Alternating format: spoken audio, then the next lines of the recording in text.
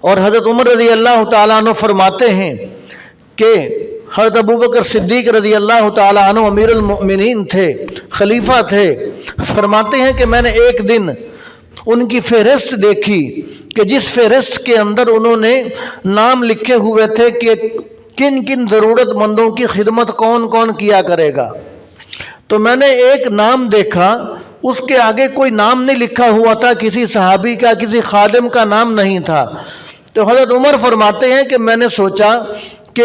یہ کوئی بوڑھی اماں ہے، اس کی خدمت میں اپنے ذمے لے لیتا ہوں۔ اور صبح فجر کی نماز پڑھی اور فجر پڑھ کے گئے،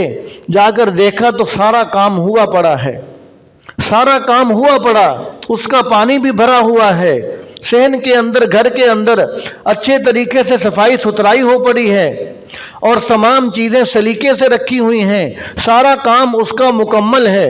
حضرت عمر رضی اللہ تعالیٰ عنہ حیران ہوئے کہ یہ کام صبح صبح اتنا جلدی کون کر گیا، میں تو فجر پڑھتے ہی آ گیا۔ اور پھر سوچا میں اب کل فجر سے پہلے تہجد کے وقت جاؤں گا۔ جب تہجد کے وقت گئے تو دیکھا پھر سارا کام ہوا پڑا۔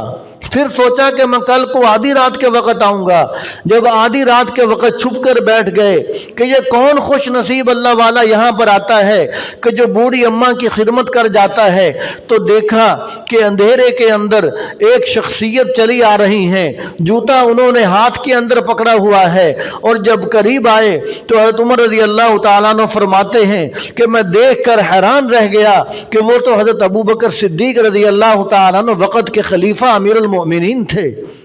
فرمایا کہ انہوں نے جوتا بھی ہاتھ کے اندر پکڑا ہوا، کہیں میرے جوتوں کی آہٹ سن کے کسی کی نیند نہ خراب ہو جائے یا میرا یہ عمل کسی پر ظاہر نہ ہو جائے۔ تو فرماتے کہ میں دیکھ کر حیران ہو گیا۔ پھر میرے دل نے یہ گواہی دی کہ عمر تو جو بھی کر لے، تو ابوبکر صدیق رضی اللہ تعالیٰ عنہ کے مقام کو نہیں پہنچ سکتا،